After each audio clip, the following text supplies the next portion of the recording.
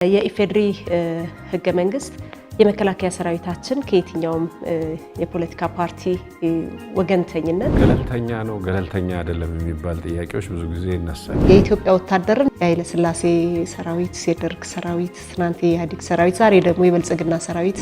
ዛሬ ሰራዊቱ እያደረገ ያለው ተጋድሎ የአንድ ፓርቲ አገልጋይ ለመሆን አይደለም። ሀገራችን ኢትዮጵያ ከሶማሊያ ጋር በቱርክ አንካራ ላይ ያደረገችው ስምምነት። ስለዚህ ምኑ ነው ስህተቱ? ጥያቄው መነሳቱ ባህር ለሌላት ሀገር ባህር ኃይል ምኗ ነው? እኛ ስንሆን ለምንድን ነው አዲስ ነገር የሚሆነው? እኛ ስለምንድን ነው የባህር በር ማግኘት?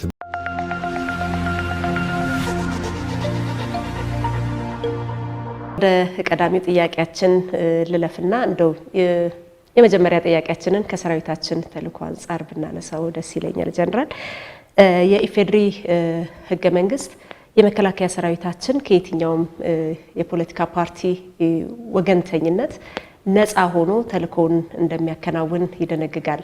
በዛው ህገ መንግስት ላይ ደግሞ ሰራዊቱ በህዝብ የተመረጠ መንግስትን ወይም ደግሞ ፓርቲን እንደሚያገለግል ያስቀምጣልና ይህንን ተከትሎ በሁለቱ መካከል የትርጉም መደበላለቆች ይስተዋላሉ።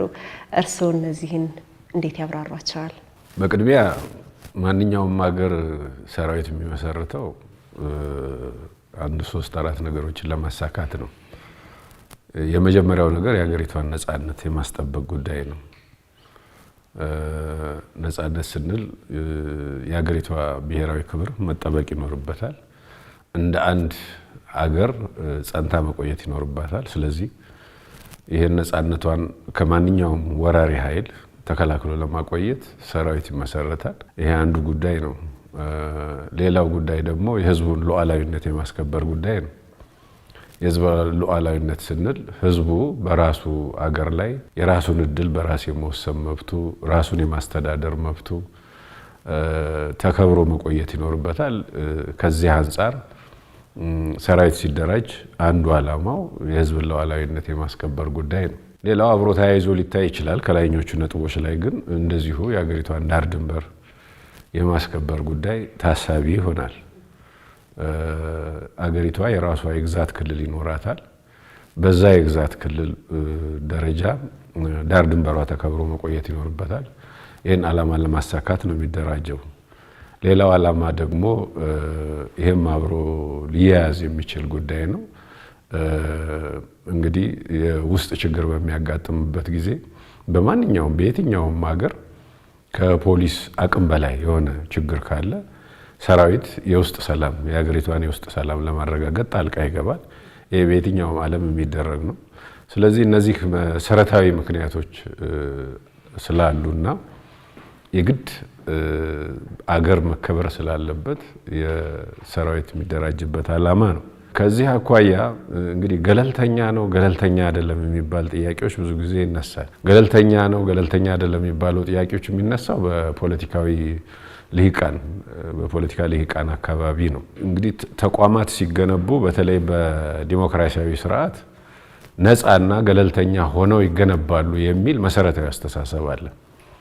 አንድም ዲሞክራሲያዊ ስርዓት የተሟላ ነው ተብሎ ሊባል ከሆነ ነፃ የፍትህ ስርዓት፣ ነፃ የምርጫ ስርዓት፣ ነፃ የሚዲያ እና ነፃ እንደ መከላከያ የመሳሰሉ የሴኩሪቲ ተቋማት የመከላከልና የደህንነት ተቋማት ሲኖሩ ነው። እንግዲህ ኢትዮጵያም በዚሁ የዲሞክራሲያዊ ስርዓት ግንባታ ላይ ነው ያለችው። ስለዚህ አንዱ ገለልተኛ ሆኖ መገንባት ያለበት ተቋም መከላከያ ነው። ከዚህ አኳያ እኛም ልክ ስርዓቱ እየተገነባ ባለበት ሁኔታ እኛም ሰራዊታችንን እየገነባን ያለንበት ሂደት ነው ያለው። ይሄ ገለልተኛ ማለት ግን ምን ማለት ነው? ልሂቃኑ ሲያነሱት ከምን አንጻር ነው የሚያነሱት? የኢትዮጵያ ፖለቲካ ልሂቃን ገለልተኛ ብለው ሲያነሱ እኛ ህዝብ የመረጠውን መንግስት ቢሆን በኃይል ስንንቀሳቀስ እናንተ ዝም ብላችሁ ተመልከቱ፣ መከላከያ ዝም ብሎ ነው ማየት ያለበት ከሚል አንጻር ነው የሚያነሱት።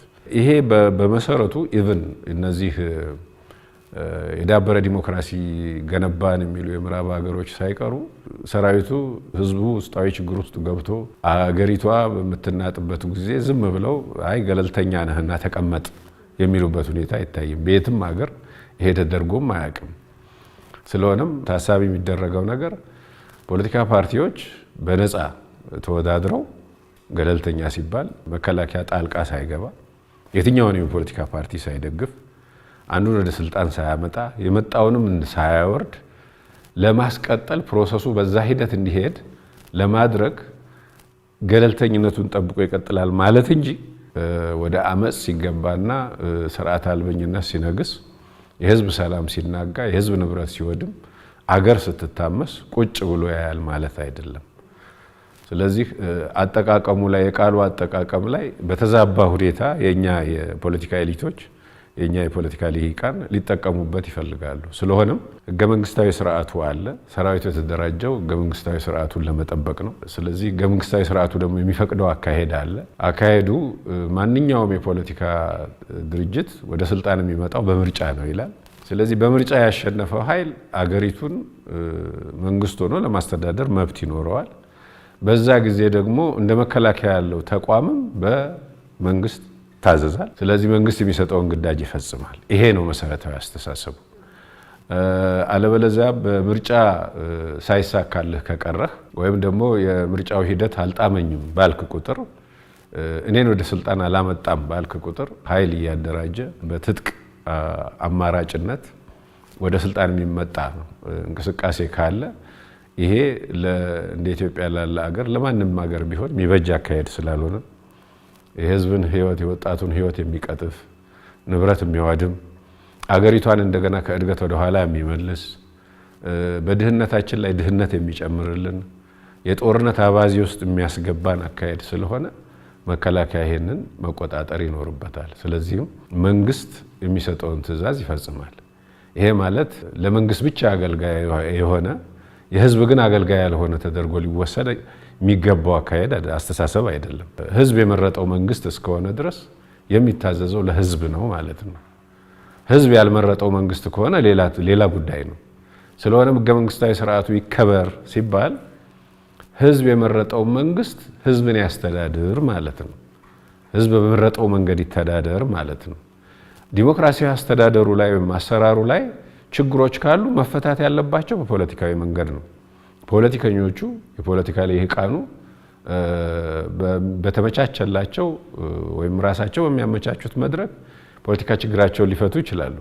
ከዛ ባለፈ ግን ወደ ህዝብ አስገብተው በራሳቸው የፖለቲካ አጀንዳ ወጣቱን እያነሳሱ አሁን እንደሚደረገው በተለያየ ቦታ የታጠቀ ቡድን እያንቀሳቀሱ ፌዴራላዊ ስርዓቱን ወይም መንግስታዊ ስርዓቱን ህገ መንግስታዊ ስርዓቱን ለማፍረስ እና የህዝቡን ሰላም ለማናጋት የሚያደርጉት እንቅስቃሴ ካለ ይሄ ህይወት ይቀጥፋል፣ ንብረት ያወድማል፣ አይበጅም።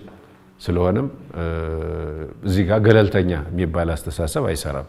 ኦኬ፣ በዚህ አካሄድ ሰራዊቱ ገለልተኛ ይሁን ቢባል የሚፈጠረው ነገር ምንድነው? ይውጣ እስቲ ትጥቅ ትግል ወይም ደግሞ የታጠቀ አመጽ የሚካሄድበት አካባቢ ለስልጣን የሚደረግ ትግል ነው። ዞሮ ዞሮ ያንን ከዛ አካባቢ ሰራዊቱ ለቆ ይውጣ ገለልተኛ ይሁን ቢባል የሚፈጠረው ምንድነው? ልክ ሌላዎቹ አካባቢዎች እንደምናየው ነው። ትምህርት ቤቶች አይሰሩም፣ ሆስፒታሎች እንዲወድሙ ይደረጋል።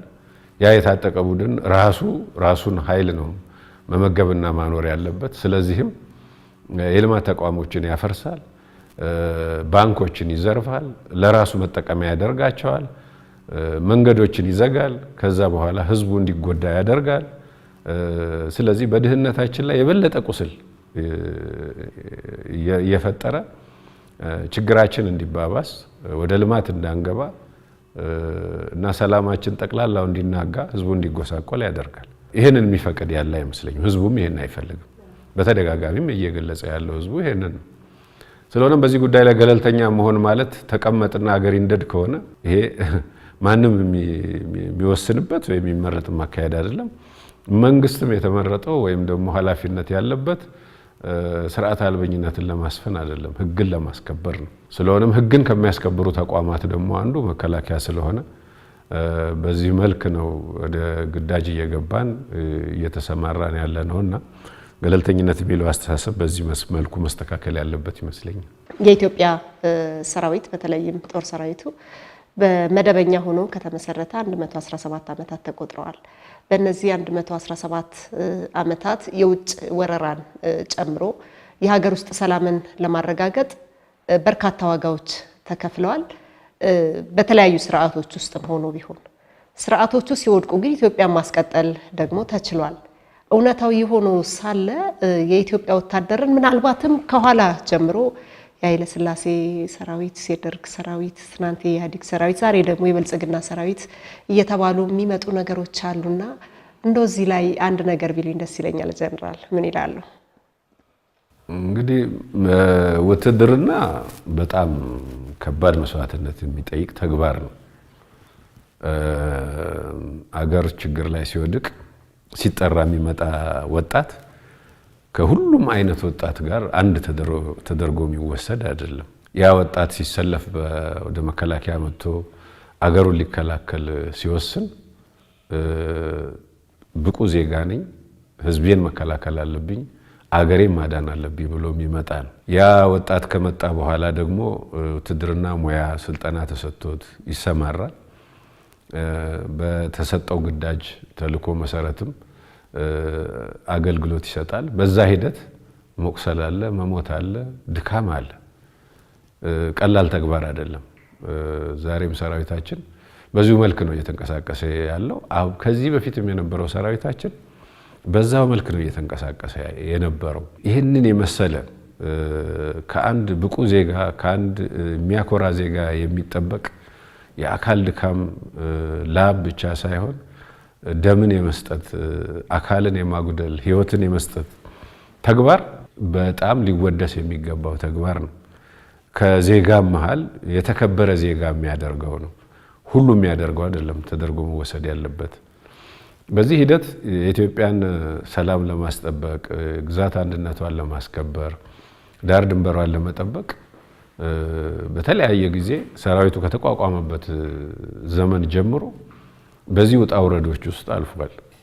ከመጀመሪያው ጀምሮ ጣሊያን ወራሪ ገና ሰራዊቱ እየተመሰረተ እየጠነከረ ባለበት ሰዓት ጣሊያን ኢትዮጵያን ቅኝ ግዛት ለማድረግ በወረረች ሰዓትም ወጥቶ ተፋልሟል። መስዋዕትነትን ከፍሏል። ነገሮች በመደበኛ ውጊያ ልሳካ ሲሉ ደግሞ ኢቨን በሽምቅ ውጊያ ተሰማርቶ አገሩን ተከላክሏል። ህዝብን አሰልፏል። ሞቷል፣ ቆስሏል፣ ወጥቷል፣ ወርዷል። ብዙ መስዋዕትነት ከፍሏል። ከዛ በኋላም በአገር ውስጥ በነበሩ ችግሮችም እየተሰማራ የህዝብን ሰላም ህግን እያስከበረ ቆይቷል። የዚያድ ባሬ ወራሪ ጦር ኢትዮጵያን በወረረ ሰዓትም ዳር ድንበሩን ተከላክሏል። የዛን ጊዜ የተከላከለው ደርግን ለማዳን አይደለም፣ ወይም ለደርግ ለመስራት አይደለም። ኤርትራ ውስጥ በተደረገ ውጊያ የኢትዮጵያን አንድነት ከማስጠበቅ አንጻር በ10 ሺዎች ወጣቶች የኢትዮጵያ ልጆች ወጥተው የህይወት መስዋዕትነት ከፍለዋል። አካላቸው ጎሏል። ይህን ያደረጉት የህዝብን የሀገርን አንድነት ለመጠበቅ የኢትዮጵያን ብሔራዊ ጥቅም ለማስከበር እንጂ የደርግን ጥቅም ለማስከበር በሚል አይደለም። እና በርካታ ምሳሌዎችን ማንሳት ይቻላል። ዛሬ ሰራዊቱ እያደረገ ያለው ተጋድሎም የአንድ ፓርቲ አገልጋይ ለመሆን አይደለም። የህዝብን ሰላም ለማስከበር፣ የህዝብን አንድነት ለመጠበቅ፣ የሀገር ዳር ድንበርን ለመጠበቅ ከውስጥም ከውጭም ዛሬም ቢሆን ከውስጥ የሚነሱም ኃይሎች አሉ። በተለያየ መንገድ የውጭ ድጋፍ ይኖራቸው አይኖራቸውም፣ ትክክለኛ ዓላማ የያዙም አያዙም፣ ግን የሚደረጉ እንቅስቃሴዎች አሉ። ይሄ ህዝቡ በሰላም ወጥቶ እንዲገባ፣ የልማት እንቅስቃሴው እንዳይደናቀፍ፣ ኑሮው እንዲስተካከል እና ይሄንን ከማስከበር አንጻር ሰላም ከማምጣት አንጻር ዛሬም ሰራዊቱ እየከፈለ ነው ያለው። ይሄን የሚከፍለው ያለው ለአንድ ፓርቲ ወይም ለአንድ ግለሰብ ተብሎ አይደለም፣ ለኢትዮጵያ ተብሎ ነው። ሰራዊት ሲመለመልም ጀምሮ ሲሰለጥንም ሲገነባም ዋና ዓላማው ህዝብን አገርን ማዕከል አድርጎ ነው የሚገነባው። ህዝብ የመረጠው መንግስት በሚያሰማራው በሚሰጠው ተልዕኮ ይሰማራል፣ ግዳጁን ይወጣል። ማዕከል አድርጎ ግን ሁልጊዜ የሚሰራው አገርን፣ ህዝብን በተሳሳተ አካሄድ ሰራዊታችንም ከዚህ በፊትም ጀምሮ አንዴ የፊውዳል ስርዓት ሰራዊት ነው፣ አንዴ የደርግ ሰራዊት ነው፣ አንዴ የዚህኛው ሰራዊት ነው፣ የዛኛው ነው እያሉ ስም የማጥፋት አካሄድ ዞሮ ዞሮ የራሳቸውን የፖለቲካ ዓላማ ለማሳካት ሰራዊቱን በማጠልሸት ሰራዊቱን ከህዝብ እንዲነጠል በማድረግ በዛ አማካይነት የራሳቸውን የፖለቲካ ዓላማ ለማሳካት የሚሄዱ ልሂቃን የሚለጥፉት ስም እንጂ የኢትዮጵያ ሰራዊት ከጥንት ጀምሮ እስካሁን ድረስም እየተዋደቀ ያለው እቺን ኢትዮጵያ የምትባል ሀገር ለማስቀጠል ነው፣ የህዝቧን ሰላም ለማስከበር ነው። እኔ ከዚህ አንጻር ነው የማየውና እነዚህ አሉባልታዎችና ስም ማጥፋቶች በአሁኑ ጊዜ መልክ እየያዙ ነው። ቀደም ሲል ኢህአዴግ ስልጣን በያዘበት ወቅት የደርግ ሰራዊት እያለ የማግለል አካሄድ ነበር የነበረው። አሁን ግን ያ ተስተካክሎ የኢትዮጵያ ሰራዊት ተብሏል። ከመጀመሪያው እስከ መጨረሻ ታሪኩ እንዲያያዝ እስካሁን ባለው ደረጃ ድረስ ታሪኩ እንዲያያዝ ተደርጎ የኢትዮጵያ ሰራዊት ታሪክ ነው እንጂ አሁን ያለው የዚህኛው መንግስት የዛኛው መንግስት ታሪክ እየተባለ የሚጠራበት ሁኔታ የለም። ይሄ አስተሳሰብ ህዝቡ ውስጥም በስፋት እየገባ ነው። ህዝቡም ሰራዊቱን ለዘመናት የከፈለውን መስዋዕትነት እየተረዳውና እየተገነዘበው የሄደበት ሁኔታ ነው ያለው። ስለዚህ ይሄንኑ አጠናክረን መቀጠል ነው ለህዝባችንም ለሀገራችንም ይበጀው። በዚህ እያሉ ለአገር ታሪክ ሰርተው ያለፉ ወጣቶችን የተዋደቁትን ደማቸውን ያፈሰሱ አጥንታቸውን የከሰከሱ ወጣቶችን ከሆነ ስርዓት ጋር ወይም ከሆነ መንግስት ጋር ከሆነ ግለሰብ ጋር እየለጠፉ የማጥቆር አካሄድ ለወደፊቱም አይበጀንም አይጠቅመንም። ከዚህ ተምረን ሰራዊታችን የኢትዮጵያ ሰራዊት መሆኑን ይዘንና አጠናክረን መሄድ ያለብን ይመስለኛል። ወደ ሪፎርሙ ልመጣ ነው ጀነራል። በተቋማችን ዘርፈ ብዙ የሪፎርም ተግባራት እየተተገበሩ እንደሚገኙና እነሱም ውጤቶች እንደተመዘገቡባቸው ተደጋግሞ ይገለጻልና ወታደራዊ ፕሮፌሽናሊዝም በእኛ ተቋም እንዴት ተተገበረ? ተጨባጭ ማሳያዎቹስ ምንድናቸው ማለት እንችላለን? ፕሮፌሽናል ወታደር እንፈጥራለን ስንል በሪፎርሙ የሚያስቀመጥ ነው ውትድርናው ሙያው የሆነ ተቋም እንፈጥራለን ማለታችን ነው። ውትድርና ሙያ ነው። ውትድርና ሳይንስ ነው፣ ጥበብ ነው። እንደማንኛውም ሳይንስ ህግጋት ያሉት ነው። በህግ የሚመራ ነው። ተኩስም ቢሆን በህግ ነው የሚመራው። ሰውም ቢሆን ሰው ኃይልም ቢሆን በህግ ነው የሚመራው። ስለሆነም ህግ አለው። እንዴት ታሰማራዋለህ የሚለው ነገር ሳይንስ አለው። ልክ እንደማንኛውም ማህበራዊ ሳይንስ ወይም የተፈጥሮ ሳይንስ ህግጋትን ጠብቆ የሚከናወን ተግባር ነው። ከዚህ አንጻር በሌላ በኩል ደግሞ ጥበብ አለው። አተገባበሩ ልምድን ይጠይቃል፣ ፈጠራን ይጠይቃል። ሰው ስለተሰበሰበ ብቻ መተኮስ ስለቻለ ብቻ ወስዶ አይማገድም። ስለሆነም የራሱ ጥበብ አለው። ስለሆነም ውትድርና ሳይንስም ነው ጥበብም ነው። ከዚህ አንጻር መታየት ይኖርበታል። እንግዲህ በእኛ ሂደት እኛ ፕሮፌሽናል እናደርጋለን ስንል አንዱ ወታደራችን ከዘመኑ ትጥቅ ጋራ የተላመደ ወታደራዊ ቁመናው የተስተካከለ ዘመናዊ ትጥቅ የታጠቀ አስተሳሰቡም አገራዊ የሆነ አርገን እንገነባዋለን ማለታችን ነው። ዘመን ከሚጠይቀው ሳይንስ እና የቴክኖሎጂ እድገት አንጻር ሲታይ ጊዜው የዲጂታል ዘመን ነው። ዛሬ የምንታጠቃቸው ትጥቆች በአብዛኛው በዚሁ ቴክኖሎጂ ላይ የተመሰረቱ ናቸው። ስለሆነም ይሄን የሚረዳ ይሄን የሚገነዘብ እነዚህን ዘመናዊ ቴክኖሎጂዎች የሚጠቀም ሰራዊት ነው መገንባት ያለብን። ስለዚህ በእውቀቱም የተሻሻለ በትምህርት ደረጃውም ላቅ ያለ መሆን ይገባዋል። ይሄን ከማድረግ አንጻር እንግዲህ የተለያዩ ተቋማቶች አሁን ተጠናክረው እንዲቀጥሉ የተደረገበት ሁኔታ ነው ያለው። ከምልምል ስልጠና ጀምሮ ከሲቪሉ ህብረተሰብ ወጣቱን መልምለን ከምናሰለጥንበት ተቋማት ጀምሮ እጩ መኮንኖችን የምናሰለጥንበት እና መኮንን የምናደርግበት መኮንኖችን በየደረጃው የምናሳድግበት ተቋሞች ፈጥረን ወይም እነዛን አጠናክረን በአሁኑ ዘመን ከዘመኑ ሳይንስና ቴክኖሎጂ ጋር እንዲጣጣሙ አድርገን እያሳደግናቸው ነው ያለነው። ዛሬ እጩ መኮንኖቻችን ከትምህርት ቤት የምንመለምላቸው የሁለተኛ ደረጃ መልቀቂያ ፈተናን ያለፉ ለ3 እና ለ4 ዓመታት በአካዳሚ ውስጥ አስገብተን አሰልጥነን በአንድ በኩል ሻምበል አዛዥነትን ደረጃ አሰልጥነው እስከ 150 ሰው መምራት በሚችሉበት አቅም ምክትል መቶ አለቃ ሆነው እንዲወጡ እናደርጋለን። ከዛ ባሻገር ደግሞ የመጀመሪያ ዲግሪ እንዲያገኙ በአካዳሚክ ትምህርታቸውን ብቃት እንዲኖራቸው ከዘመኑ ሳይንስ እድገት ጋራ ተጣጥመው እንዲወጡ አድርገን ነው የምናሰለጥናቸው። ስለሆነም ሙያውን በደንብ የተካኑ ወጣቶችን ወደ ሰራዊታችን እየቀላቀልን ነው ያለነው። ይሄ እንግዲህ ሰራዊቱን ፕሮፌሽናል ከማድረግ ሙያተኛ ከማድረግ አንጻር አንድ ትልቅ ቦታ የሚይዝ ነው። በዚህ ደረጃ ብቻ አይደለም የሚቆመው ስልጠናችን። ኮንን ሆኖም ክትል መቶ አለቃ ሆኖም ወደ ሰራዊት ገብቶ ተመድቦ የተወሰነ አገልግሎት ከሰጠ በኋላ ወደ ሻምበል ማዕረግ አካባቢ ሲደርስ የመስመራዊ መኮንን ስልጠና ውስጥ ገብቶ በዛ ደረጃ ማግኘት ያለበትን ዕውቀት በተለይ እስከ ሻለቃ መምራት ድረስ ይሄ 600 700 ሰው የመምራት አቅም እንዲፈጥር እናደርገዋለን። ከዛ አልፎ በኋላም ወደ ስታፍ ኮሌጅ ሻለቃ ሌተና ኮሎኔል ሲደርስ ወደ ስታፍ ኮሌጅ እንዲገባ እናደርጋለን። በዛ ሂደትም እንደየሰው ዝንባሌ ሁለተኛ ዲግሪውን ማስተርስ ዲግሪ እንዲይዝም እናደርጋለን በአካዳሚክ ብቃቱ።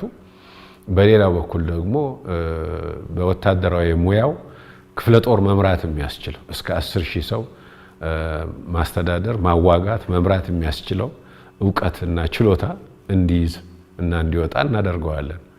ከዛ ባለፈ ደግሞ ወር ኮሌጅ አለን። በዛ ደረጃ ለጀነራልነት ቢታጩና ጀነራል የሆኑ መኮንኖች ሲኒየር መኮንኖች የሚገቡበት ተቋም ነው። ይሄም በወታደራዊ ትምህርት ደረጃ በኮርና በአርሚ አዛዥነት ደረጃ እዝ የምንለው በዛ ደረጃ ሰልጥነው እንዲወጡ እናደርጋለን። ኮር ስንል እስከ 3 እና 4 ክፍለ ጦር የሚመራ ኃይል ማለት ነው። 30 እና 40 ሺህ የሰው ኃይል የሚያስተዳድር ተቋም ማለት ነው። ከዛም አልፎ ደግሞ በአርሚ ደረጃ ስናስበው 3 እና 4 ኮር የሚይዝ ነው እዝ ብለን የምንጠራው። ይሄ ደግሞ ከ100,000 ሰራዊት በላይ የሚያንቀሳቅስ ነው። በዚህ ደረጃ የሚመሩ ከፍተኛ አመራሮችን ነው የምናመርተው። ስለዚህ ይሄ ሁሉ ፕሮፌሽናሊዝሙን ጠብቆ ውትድርናውን ሙያ አድርጎ በእውቀቱ ከትንሽ ዩኒት ጀምሮ ከትንሽ ሰራዊት አካል ጀምሮ እስከ ሰፊ በ100,000 የሚቆጠር ሰራዊት የማሰማራት ችሎታ የሚያስይዝ ዕውቀትና ክህሎት ነው እየሰጠነው የምንሄደው። ይሄ እንግዲህ በስራ ልምድም በትምህርትም እየዳበረ የሚሄድ ጉዳይ ነው የሚሆነው እና ስለ ፕሮፌሽናሊዝም ስናወራ በዚህ ሂደት ውስጥ እናወጣዋለን ማለታችን ነው። በሌላ በኩል በአስተሳሰብ ደረጃ ቀደም ሲል ከነበረው በተለይ በኢህአዴግ ዘመን ከነበረው አስተሳሰብም አሁን በሪፎርሙ ሰራዊቱ እንዲወጣ የተደረገበት ሁኔታ ነው ያለው። ቀደም ብሎ የአንድ ብሔር አይነት አስተሳሰብ ወይም ደግሞ የራሱ ብሔር አይነት አንጋሽ አይነት አስተሳሰብ ይዞ ይገነባ የነበረበትን አካሄድ ዛሬ ግን ኢትዮጵያዊ ነህ፣ ብሔር የለህም፣ አንተ የቆምከው ለሁሉም ኢትዮጵያዊ በእኩልነት ሰላሙን እንድታስጠብቅ ነው፣ ማንም ከማንም ለይተህ የማታይበት አስተሳሰብ ይዘህ ነው የምትንቀሳቀሰው በሚል እየተገነባ ያለበት አይነት አካሄድ ነው ያለው። እንግዲህ ይሄ አንድ በኩል ኢትዮጵያዊነትን ከፍ አድርገን በውስጡ አንድነቱን አጠናክሮ ከየትኛውም ብሔር ይምጣ ከየትም ይምጣ ግን በአንድነት ግዳጁን ተልኮ እንዲፈጽም የምናደርግበት አካሄድ ነው። ይሄ አንድነቱን የማምጣትና የመፍጠር እና ከመጣበት ብሔር እንዳያስብ የማድረግ አካሄድ ዝም ብሎ በንግግር ደረጃ ብቻ ሳይሆን በተልእኮም አብሮ የሚሰማራበት አንዱ ሲወድቅ ሌላው የሚያነሳበት ስለሆነም ተባብሮ የሚኖርበት እና የህዝቦችን መስተጋብር ይበልጥ የምናቀናጅበትና የምናሳድግበት አካሄድ ነው። ስለሆነም ስለ ፕሮፌሽናል ወታደር ስናነሳ ከዚህ አንፃር ሲመለመል ብቻ ኮታ ይሰጠዋል እንጂ ሲያድግ በቀጣይነት ግን እንደየ ሜሪቱ እንደየ አቅሙ የሚሮጥበት ሁኔታ የመፍጠር አካሄድ ነው ለመከተል እየሞከርን ያለ ነው። በዚህ አንፃር መመሪያዎች በአሁኑ ጊዜ ተዘጋጅተው አልቀዋል። ምልምሎች ሲመለመሉ ከሁሉም ኢትዮጵያ አካባቢዎች ያለ አድሎ ለሁሉም እኩል ኮታ ተሰጥቶ በሚመጡ መመዘኛዎች መሰረት ይመለመላል። ከዛ በኋላ ግን እድገቱን የሚወስነው የራሱ እንቅስቃሴ ነው፣ የራሱ አካሄድ ነው። በሜሪቱ ነው እያደገ እንዲሄድ የምናደርገው። ለዚህ የተመቻቸ ሁኔታ ፈጥረናል። ፕሮፌሽናሊዝሙን በስልጠና በትምህርትም በአካሄድም በሂደት እየጠነከረ የሚወጣበትና ጅምራችን ግን በዚህ ከዛ እየተነሱ ኢትዮጵያን ሊያምሱ የሚፈልጉ አሸባሪ ኃይሎች በዛ አካባቢ ላይ በቁጥጥር ስር እንዲውሉ እና እንዲመቱ እየተደረገ የህዝባችንን የሀገራችንን ሰላም ስናስጠብቅ ቆይተናል። የጎረቤቶቻችንም ሰላም እንዳይታወክ አድርገናል። በዚህ ሂደት ኢትዮጵያ እንግዲህ ለረጅም ጊዜያት የተንከባለሉ ጥያቄዎችን በአሁኑ ወቅት ወደፊት አምጥታለች። መንግስታችን ኢትዮጵያ የባህር በር ያስፈልጋታል የሚል ጥያቄ አንስቷል። በመሰረቱ ይሄ የባህር በር ጥያቄ ከኢትዮጵያ ተለይቶ የቆየ ጥያቄ አይደለም። በንጉሱ ዘመንም ኤርትራን ወደ ኢትዮጵያ ለመመለስ ከጣሊያን ቅኝ ግዛት ስር ወጥታ በኢትዮጵያ አስተዳደር የግዛት ክልል ውስጥ እንድትገባ የተደረገበትም አንዱ መሰረታዊ ምክንያት የኢትዮጵያ የባህር በር ጥያቄን እንደሚመልስ ታምኖበት ነው። በዚህ በወቅቱ የነበሩት የኢትዮጵያ መሪዎች ትልቅ ሚና ተጫውተዋል። ጥያቄውን አንስተው በተባበሩት መንግስታት ደረጃ ተከራክረውበት በርካታ የዓለም መንግስታትን የምዕራብ መንግስታትን ማሳምነው የምዕራቡንም የምስራቁንም ማሳምነው በዛ ሂደት የኢትዮጵያ የባህር በር ባለቤት እንድትሆን አድርገዋታል። በዚሁ በተፈጠሩት የውስጥ ችግሮች ኤርትራ መልሳ ስትወጣ ከኢትዮጵያ አንድነት ስትወጣ ኢትዮጵያ የባህር በር ያጣችበት ሁኔታ አለ። እዚህ ሂደት የኢህአዴግ መንግስት የፈጠረው ስህተት ቀላል አይደለም። ኤርትራን ህልውና በግልጽ ሲያውቅ ግን ደግሞ የኢትዮጵያን የባህር በር የማግኘት መብት እንደ ጥያቄም ሳያነሳው ያለፈበት ሁኔታ ነው ያለው። ይሄ የታሪክ ተጠያቂነት ያለበትና የተሳሳተ አካሄድ ነው የነበረው። ኢትዮጵያ ትልቅ ሀገር ናት። ከ1 ሚሊዮን ስኩዌር ኪሎ ሜትር በላይ ያላት ግዛት ክልል ያላት ሰፊ ሀገር ናት። ከ130 ሚሊዮን ያላነሰ ህዝብ የሚኖርባት ሀገር ናት። የተፈጥሮ ሀብት ያላት ሀገር ናት። በልማት እየፈጠነች ያለች ሀገር ናት። ኢኮኖሚዋ እያደገ ያለ ሀገር ነች እና እቺ ሀገር ወደብ ይገባታል። የማንም ወደብ ብቻ አይደለም፣ የባህር በር ይገባታል። ይሄ ጥቅሟ መከበር ይኖርበታል። ስለሆነም ይህን ጥያቄያችንን በማንሳታችን በርካታ ጫጫታዎች ናቸው አካባቢው ላይ የተፈጠሩት። እንዴት ኢትዮጵያ የባህር በር ጥያቄ ታነሳለች በሚል ከኤርትራ እስከ ግብጽ እስከ ሶማሊያ የተንቀሳቀሰበት ሁኔታ ነው የነበረው። ይሄ የሚያሳየው ቀደም ሲልም ኢትዮጵያን የማፈኑ አካሄድ ከቀይ ባህር በማራቅ ተገበራል ብለው ባሰቡ ኃይሎች የተቀናጀና የታሰበበት አካሄድ እንደነበረ ያሳያል። እና ኢትዮጵያ ባህር በር በማግኘቷ የሚጎዳው ማን ነው? እኔ አንዳንድ ጊዜ ኢትዮጵያ ውስጥ አንዳንድ እንቃወማለን ኤሊቶችም ወይም ልሂቃን አንዳንዴ ኢትዮጵያ ይሄንን ማንሳት አልነበረባትም ሲሉ በእውነት በጣም ያሳዝናል። ምንድነው የኢትዮጵያን ብሔራዊ ጥቅም ማንሳት ወንጀል ነው ወይስ ወቅቱ አይደለም ነው ያሉት? ይሄ ወቅት መቼ ነው የሚመጣው? እነሱ ወደ ስልጣን ሲመጡ ነው የሚመጣው ጥያቄው። ግን ይሄ ያለፉት መንግስታት ሲያነሱት ሲጋደሉለት የቆዩ ተግባር ነው። አሁንም የተደረገ ያለው እሱ ነው። ስለዚህ ይህን ጥያቄ በማንሳታችን የሶማሊያ መንግስት አንዳንድ ጉዳዩን ከሚገባው በላይ የማራገብና ታሪካዊ ጠላቶቻችንን በዙሪያችን የማሰባሰብ እንቅስቃሴ ውስጥ ገብቶ ብዙ ሁከት ለመፍጠር የሞከረበት ሁኔታ ነው የነበረው። እንዲያውም ይሄ መንግስት እንዲጸና መስዋዕትነት ሲከፍልለት የነበረውንም ሰራዊት የመካድ አይነት አካሄድ ነበር የነበረው። በዚህ ደግሞ የተደሰቱት በዋናነት እንደ ግብጽ እንደ ኤርትራ ያሉት ጠላቶች ናቸው። በግልጽ ለማስቀመጥ በተለይ ግብጾች ልክ ወቅቱ አሁን ነው እድላችንን ወይም ፍላጎታችንን የምናሳካበት ጊዜ ደርሷል በሚል ወደ ሶማሊያ ግዛት ለመግባት ያላደረጉት ሩጫ አልነበረም። ከነሱ ጋር ሊያዋጉን ትጥቅ እስከ መስጠት ስልጠና እስከማካሄድ ሰፊ ርብርብ ነው ያደረጉት። የውስጥ ጠላቶችም የውስጥም ኃይሎች የምንላቸው ታጣቂ ቡድኖችም ሳይቀሩ በቃ የኢትዮጵያ መንግስት ትክክል አይደለም፣ ተሳስቷል፣ ይህን ጥያቄ ማንሳት አልነበረበትም ብለው እነ ግብጽ ናቸው ትክክል ብለው በሚዲያቸው ጭምር ወጥተው ያስተጋቡበት ሁኔታ ነው የነበረው። ይሄ በእውነት አሳፋሪ ነው። እንደ ኢትዮጵያዊ ዜጋ የኢትዮጵያን ብሔራዊ ጥቅም ነው እንጂ ማስከበር ያለበት የውጭዎችን ፍላጎት አይደለም ማሳካት ያለበት። ምንድነው ስተቱ? የባህር በር በመጠየቃችን መብታችን ነው። ይሄ ደግሞ ደስ የሚለው አሁን በአንካራው በተደረገው ስምምነት በመጀመሪያ ደረጃ የቱርክ መንግስት የኢትዮጵያን የባህር በር ጥያቄ እውቅና ሰጥቷል። ይሄ ትልቅ ነገር ነው፣ ትልቅ አቺቭመንት ነው፣ ትልቅ ድል ነው። ጥያቄውን ማንሳቱ መንግስታችን እንዳልተሳሳተ የሚያሳይ ነው። በርካታዎቹ ታላላቅ አገሮች በሙሉ እንደ ኢትዮጵያ ያለ ትልቅ አገር ይገባዋል ብለው ነው አቋም የወሰዱት። ትክክለኛ ነው። እንዴት የሚለው ላይ ብቻ ነው እንጂ አሁን ለምን የሚል ጥያቄ አይነሳም። የባህር በር ጥያቄ ኢትዮጵያ ይገባታል ማለት ተጀምሯል በይፋ። ስለዚህ ምኑ ነው ስህተቱ? ጥያቄው መነሳቱ። ይገባናልም፣ ወደ ባህር በር ማግኘት አለብን። ትልቅ ኢኮኖሚ ነው እየገነባን ያለ ነው። ትልቅ ህዝብ ነው። ታፍነን መኖር አንችልም። መተንፈሻ ያስፈልገናል፣ መውጫ ያስፈልገናል። ስለዚህ ይሄ መባሉ ምኑ ነው ስህተቱ?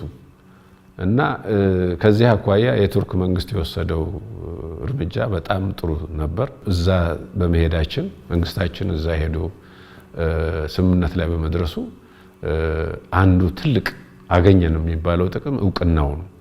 የባህር በር የማግኘት መብታችን ታውቆልናል። ከዛ ባለፈ በዛው በስምምነቱን ባደረገው ሶማሊያ በኩልም ኢትዮጵያ የባህር በር ጥያቄ ማግኘት መብት አላት የሚለው ታውቋል።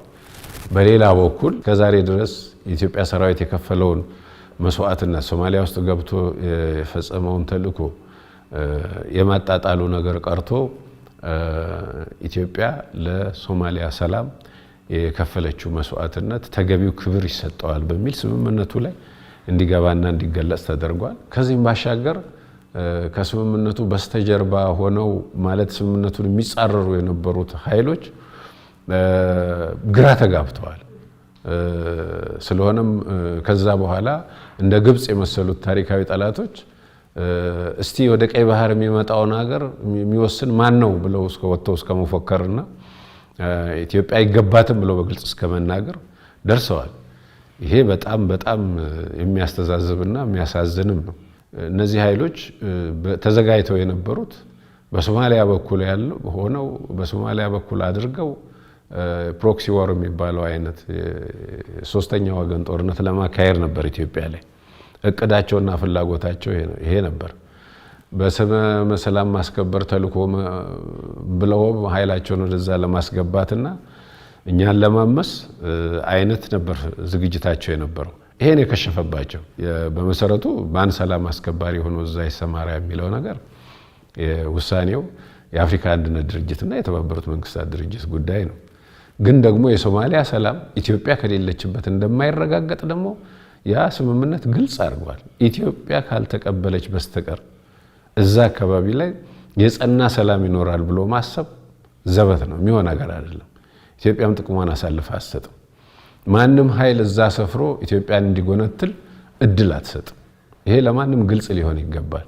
የኢትዮጵያ መከላከያ ሰራዊት በሶማሊያ በኩል የሚደገስለትን ድግስ የጦርነት ድግስ ቁጭ ብሎ ያያል ማለት አይደለም። አስፈላጊውን እርምጃ ይወስዳል በሚያስፈልገው ሰዓት። ስለዚህም የአንካራው ስምምነት እነዚህን ነገሮች በተሟሙቆ የነበሩት በጠላቶቻችን በውስጥም ሲራገቡ የውስጥ ጠላቶቻችንም ጭምር ሲያራግቡት የነበረውን ነገር ያበረደ ስምምነት ነው። ቦታውን እንዲይዝ ያደረገ ስምምነት ነው።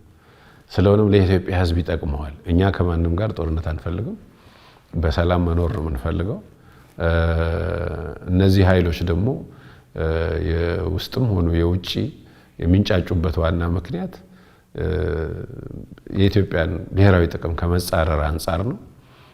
የኢትዮጵያ እድገት የራሳቸው ጥፋት አድርገው የሚያዩ ኃይሎች በተለይ ታሪካዊ ጠላቶቻችን የሚያራግቡት አጀንዳ ነው።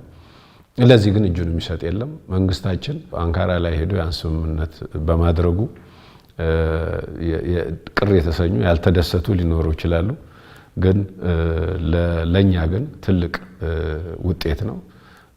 የአካባቢውንም ሰላም ያረጋግጣል ብለን እናምናለን ብዬ ነው የማስበው። እንግዲህ አሁንም ደግሞ ተመልሼ ወደ ሪፎርም ጉዳዮች ወደ ተቋማዊ ሪፎርም ጉዳዮቻችን ልመለስ ነው። ጀነራል በተቋማዊ ሪፎርማችን ከተከናወኑት ዋና ዋና ተግባራት መካከል እንደኔ የባህር ኃይልን መልሶ ማደራጀቱ አንዱ ይመስለኛል ፈርሶ የቆየ በመሆኑ። ነገር ግን ይህ ባህር ኃይል እንደ አዲስ ሲደራጅ ያው እርስዎም ያውቁታል ያስባለሁ የሚባለውን ነገር ባህር ለሌላት ሀገር ባህር ኃይል ምኗ ነው የሚባል ነገር አለና በእርግጥ ኢትዮጵያ ባለንበት ወቅት ባህር ኃይል እንደ አዲስ ማደራጀቷ ኪሳራ ነው ተብሎ ሊታሰብ ይችላል ወይ? አሁን ከጎረቤት ሀገራት ጋር ያደረግነው የባህር በር ወይም ደግሞ የወደብ ስምምነትስ የባህር ኃይላችንን እንቅስቃሴ የበለጠ ከፍ ለማድረግ አስተዋጽኦ አለው ብለው ያስባሉ? በእርግጥ ነው በሪፎርሙ አንዱ የተቀመጠ ጉዳይ ባህር ኃይልን የማደራጀት ጉዳይ ነው። ኢትዮጵያ እንግዲህ ቀደም ሲል ባህር ኃይል ነበራት እና ጠንካራ ባህር ኃይልም ነበራት። በቀይ ባህር አካባቢ ጥቅሟን የምታስከብርበት እና ጥሩ ግዳጅ የመፈጸም ብቃት የነበረው ባህር ኃይልም ገንብታ ነበር። ኤርትራ ጋር በተፈጠረው ችግርና ወደ ባህር በር የመውጣት እድል ካጣችበት ጊዜ ጀምሮ ግን ባህር ኃይሉ ፈርሶ ቆይቷል። መፍረስ ነበረበት ወይ? ያነጋግራል። መፍረስ አልነበረበትም። እዛ የነበረውን ባህር ኃይል አቅም ምን እንደተደረገ እናውቃለን። በወቅቱ የነበረው መንግስት የነበሩትን መርከቦች አንዳንዶቹን በስጦታ ሌሎቹንም በርካሽ ዋጋ እየሸጠ ኢትዮጵያ በረጅም ጊዜ የራሷን ገንዘብ አውጥታ የገዛቻቸውን ንብረቶች ያጣችበት ሁኔታ ነው የተፈጠረው። ይሄ ትክክለኛ አካሄድ አልነበረም፣ ስህተት ነው። በሪፎርሙ ከለውጡ መንግስት ወዲህ ባህር ኃይል እንደገና እንዲደራጅ ነው የተወሰነው። ተገቢ ውሳኔ ነው። ምክንያቱም ኢትዮጵያ ወደ ባህር በር የመውጣት እድል ባታገኝም የባህር በር ባህር ላይ ግን ጥቅም አላት። የኢትዮጵያ የንግድ መርከቦች አሁንም በቀይ ባህር ላይ እንቀሳቀሳሉ። በርከት ያሉ የንግድ መርከቦች አሏት።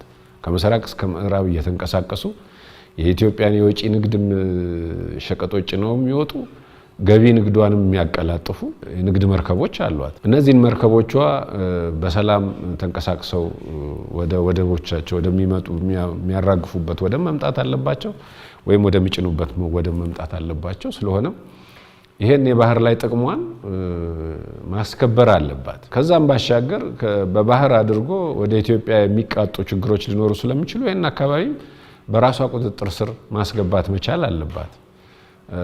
ስለሆነም ባህር ኃይል ያስፈልጋታል የሚለው ነገር ምንም የሚያጠያይቅ አይደለም፣ የሚያነጋግርም አይደለም። የግድ ባህር በራቸው ላይ ወደባቸው ላይ ብቻ አይደለም ሀገሮችም የባህር ኃይላቸውን የሚይዙት። ዛሬ ጅቡቲ ላይ ስንት አገር ባህር ኃይል ነው ያለው? ከአሜሪካ የምዕራቡ ሀገራት እስከ ምስራቁ ሀገራት ድረስ ተከማችተውበት የለም እንዴ?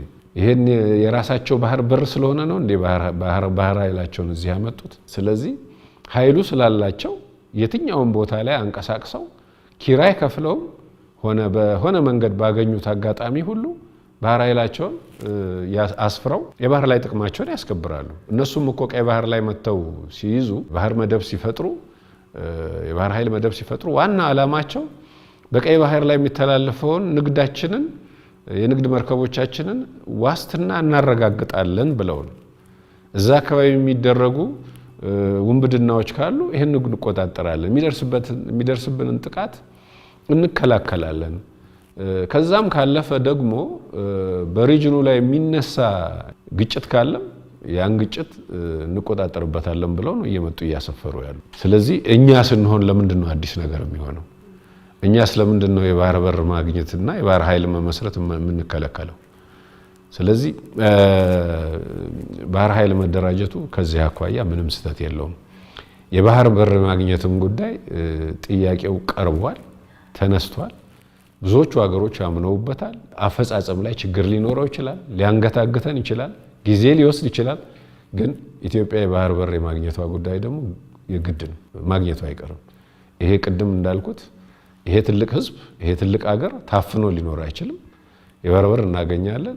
ይሄን የምናገኝበት መንገድ በዋናነት በሰላማዊ መንገድ ነው ብለን ነው የምናስበው። ይሄ ከተረጋገጠ ደግሞ እኛም ባህር ኃይላችንን እዛ ላይ አጠናክረን እናዘጋጃለን። ስለዚህ የባህር ኃይል መደራጀቱ የኢትዮጵያን ብሔራዊ ጥቅም ለማስከበር ነው። ተገቢ ውሳኔ ነው። የባህር በር ካገኘን በኋላ ቀስ ብለን እንደርስበታለን የሚባል ጉዳይ አይደለም። እያዘጋጀን እንቆያለን፣ እናሰለጥናለን፣ ትጥቆቻችንን እናዘጋጃለን። የባህር በሩ በተገኘ ሰዓት ደግሞ ኃይላችንን እናሰፍራለን፣ የራሳችንን ብሔራዊ ጥቅም እናስከብራለን። ይሄን ማለት የምችለው ጀነራል ሰራዊታችን በሀገር ፍቅር ስሜቱ በመፈጸም አቅሙና በሁለንተናዊ ብቃቱ እንደዚሁም ደግሞ በግዳጅ አፈጻጸሙ ምን ደረጃ ላይ ይገኛል? አዎ ሰራዊታችን አሁንም ካለፉት 5 እና 6 ዓመታት ጀምሮ በግዳጅ ላይ ነው ያለው። ከአንዱ ግዳጅ ወደ ሌላው ግዳጅ እየተሰማራ ያለ እረፍት እየተንቀሳቀሰ ነው ያለው። እነዚህ ነገሮች በአገራችን በደረሱ ችግሮች የመጡ ናቸው። ከ2013 ጀምሮ እስከ 15 ባለው ትግራይ አካባቢ በተፈጠረው ችግር ሰራዊታችን ተሰማርቶ የህግ ማስከበር ዘመቻውን ፈጽሟል። ያንንም ዘመቻ በድል አጠናቆ ወደ ጠመንጃ ያነሱት ኃይሎች ወደ ሰላም ጠረጴዛ እንዲመጡ ተደርጎ ችግሩ በሰላማዊ መንገድ እንዲፈታ እየሆነ ነው ያለው። ሰላማዊ ሂደቱ አሁንም እንደቀጠለ ነው ያለው። ከዛ ባሻገር ደግሞ በኦሮሚያ አካባቢም ሰራዊታችን ተሰማርቶ ከሸኔ ኃይሎች ጋራ ሲፋለም ነው የቆየው። በመቀጠልም ከአማራ ክልል ከተፈጠረው የጽንፈኛ ኃይል ጋራም እንደዚሁ ሲዋደቅ ነው የቆየው። ስለዚህ ስቲል አሁንም በግዳጅ ላይ በተልእኮ ላይ ያለ ሰራዊት ነው። በዚህ ደግሞ ከፍተኛ ውጤቶችን እያስመዘገበ ያለ ሰራዊት ነው። ሸኔ አካባቢ ያለውን ሁኔታ ብንመለከት አሁን በአመዛኙ በሰራዊታችን በደረሰበት ምት ራሱን በውስጡ ባለው ቅራኔ እየተፈረካከሰ በርካታ ኃይል ወደ መንግስት ወደ ህዝብ እየመጣ ነው ያለው። በሰላም ስምምነት ለመጨረስም እየተሞከረና እየተካሄደ ነው ያለው። ስለሆነም በአሁኑ ጊዜ ያፈነገጠ ኃይል አለ፣ ሰላሙን የማይቀበል እና በራሱ በውስጥ ቅራኔም ተጠምዶ ያለ ኃይል ነው። በተወሰኑ ጠባብ አካባቢዎች የተወሰነ እንቅስቃሴ ያደርጋል አለሁ ለማለት አንዳንድ ጊዜ አልፎ አልፎም ወደ መንገዶች የሚወጣበት ሁኔታ አለ። ከዛ ባሻገር ግን ትርጉም ያለው እንቅስቃሴ ማድረግ የማይችል ግን ደግሞ በጥቂት አካባቢዎች ለመበጥበጥ የሚሞክር በአብዛኛው ደግሞ ከዓላማው ባሻገር ዓላማ ያለው ሰራዊት ነው የማይባል ታጣቂ ነው የማይባል አንዳንድ ጊዜ በዘረፋ ላይ የተሰማራና በአፈና ግለሰቦችን እያፈነ ብር የሚጠይቅ በዚህ ደረጃ የወረደ አካሄድ የሚፈጽም አይነት ቡድን ነው። እንግዲህ ከዚህ አንፃር ቡድኑ አባላት በሙሉ ለዘረፋ ነው የወጡት ወይም ለዚህ አይነት ነገር ነው የወጡት ብሎ መደምደም አይቻልም። ብዙ ጊዜ ያው የፖለቲካ ልሂቃኑ ሲያነሳሱት ህዝብ ተበድበዋል፣ ህዝብ እንዲሆነዋል ብለው በሚሰብኩት አካሄድ መሰረት ያን መነሻ ያደረገ ትክክለኛ ዓላማ ነው ብሎ የሚሰለፍ ወጣትም አለ። ሌላው ደግሞ ባጃጅ ሊገዛ የሚሰለፍ ወጣትም አለ። ዞሮ ዞሮ የነዚህ ጥርቅም ነው። አሁን ግን ወደ መጨረሻው የሆነ ያለው በተለይ ህዝቡ ሰላም ፈላጊነት በቃኝ በማለቱ ህዝቡም ከዚህ በኋላ በቀያችን መንቀሳቀስ የለባችሁም እስከማለት በመድረሱ በርካቶቹ ወደ መንግስት የመጡ ነው፣ እጃቸውን እየሰጡ ነው ያሉት። ጥቂቶች የተባሉ ግን አሁንም በሽፍትነት ለመቀጠል የወሰኑ ይኖራሉ።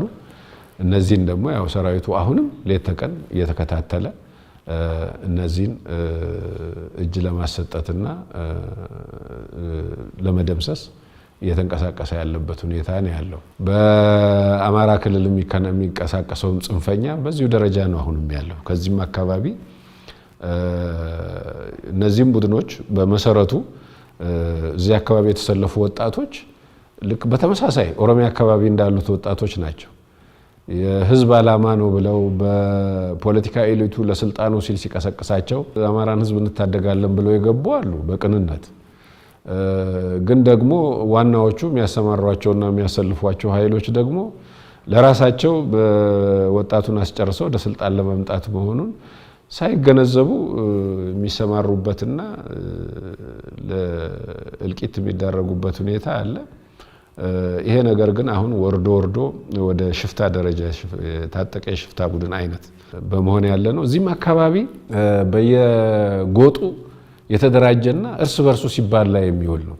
አንድነት የሌለው አንድ የፖለቲካ ዓላማ ያላነገበ ስለሆነም እርስ በርሱ የተናቆረ አንዳንዴም እርስ በርሱ እየተዋጋ አንድነት እንኳን መፍጠር ያልቻለ ግን እንደ አጀንዳ የህዝብ አጀንዳ አንስቻለሁ ብሎ የሚንቀሳቀስ አይነት ቡድን ነው። አሁን ባለው ደረጃ ከአብዛኛዎቹ ህዝቡ ከሚኖርባቸው አካባቢዎች የተነጠለበት እና እንደ ሽፍታ ቡድን እዛም እዚህም ውርውር እያለ የህዝቡን ሰላማዊ ህይወት የሚያውክበት አይነት ሁኔታ አለ።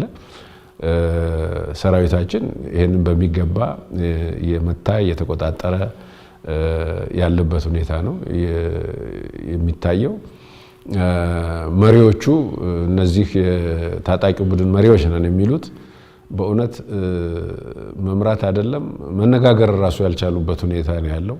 ደብሩና በየዋሻው ተሸጉጠው አንዳንድ ጊዜ ድሮን የለችም ወይ ምናምን ምንም ያየን የለም ባሉ ሰዓት ወደ ሶሻል ሚዲያ ወጥተው መንገድ ይዘጋ ወዘተ እያሉ ከመለፈፍ ውጪ በሰራዊቱ ወይም ታጣቂያቸውን በመምራት ላይ ያሉ አይደሉም።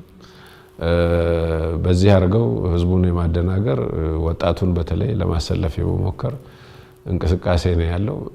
በዚህ ዘመን በሽምቅ ውጊያ ግብን ማሳካት በጣም አዳጋች ነው፣ ከባድ ነው። የዘመኑ ቴክኖሎጂ በጣም የተራቀቀበት ሁኔታ ነው ያለው። በርካታ ወጣቶች አላስፈላጊ መስዋዕትነት የአካልም የህይወትም እየከፈሉበት ያሉበትና አሁን ግን ተስፋ መቁረጥ ደረጃ ላይ ደረሱበት። ስለሆነም በየአካባቢው እጃቸውን የሚሰጡበት እየተበታተኑ ያሉበት ወደ ውጭም የሚሸሹበት አይነት ሁኔታ ነው ያለው። በህዝቡም በኩል ደግሞ ያው በቅርቡ እንዳየነው በሰላማዊ ሰልፍ ወጥቶ ሰላም እንፈልጋለን፣ ይብቃን፣ አጀንዳ ካላችሁ የፖለቲካ አጀንዳ ካላችሁ በሰላማዊ መንገድ ፍቱት፣ ተነጋገሩ። ከዛ ውጪ ግን በቀያችን እየተንቀሳቀሳችሁ ሰላማችን አታደፍርሱ፣ ንብረታችን አታውድሙ። እኛ ልጆቻችንን ትምህርት ቤት መላክ እንፈልጋለን፣ ሕክምና እንፈልጋለን።